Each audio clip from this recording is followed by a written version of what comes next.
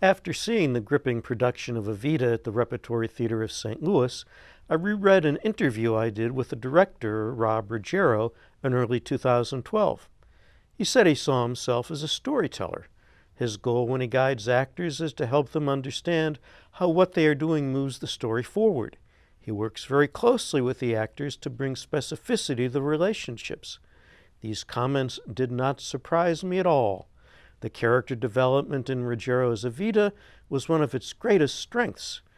You might not recognize the title character when she first appears on stage. Eva Duarte lacks Eva Perón's distinctive blonde hair, and she doesn't yet know her own potential.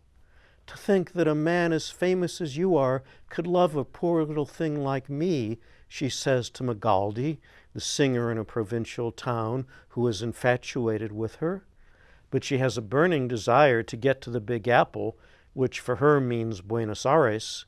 It is fascinating to see how carefully Eva's growth registers in Michelle Aravena's portrayal. A nice touch in the choreography is that when Eva first gets to Buenos Aires, she watches the steps of the people around her to figure out how to fit in with the fast pace. But not for long. She's a quick learner. In contrast to Eva, her future husband, Juan Perón, is readily distinguishable on his first appearance in the number The Art of the Possible. This showdown among military officers is not staged at the Rep as the usual game of musical chairs. Instead, Perón triumphs in a sequence of individual clashes. The fact that the show carries Evita's name doesn't mean that Perón shouldn't emerge as a powerful character in his own right, as he does in Sean McLaughlin's compelling portrayal. Eva's wagon ought to be hitched to a star.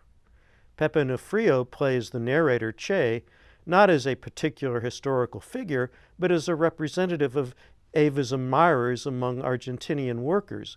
The thoughtfulness with which Nofrio comments on the action rightly puts the focus on Che's observation rather than Che as an individual in his own right.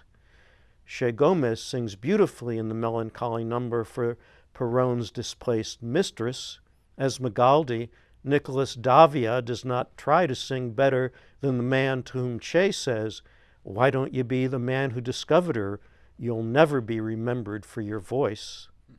Aravena brings striking inwardness to the show's most famous number, Don't Cry for Me, Argentina.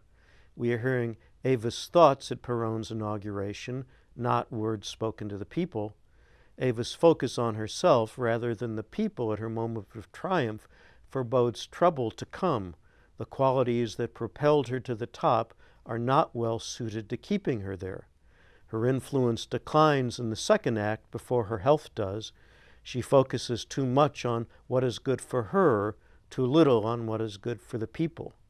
This production is a feast for the ears and eyes, thanks to all the singing and dancing, the orchestra under music director Charlie Alterman, the sound by Matt Krause, the scenic design and projections by Luke Cantarella, the costumes for all social strata by Aleo Vieta, the lighting by John Lasseter, and the choreography by Gustavo Zajac.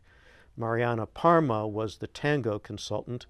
I especially like the signs of wear that were evident in the huge picture of Evita that dominates the center of the background.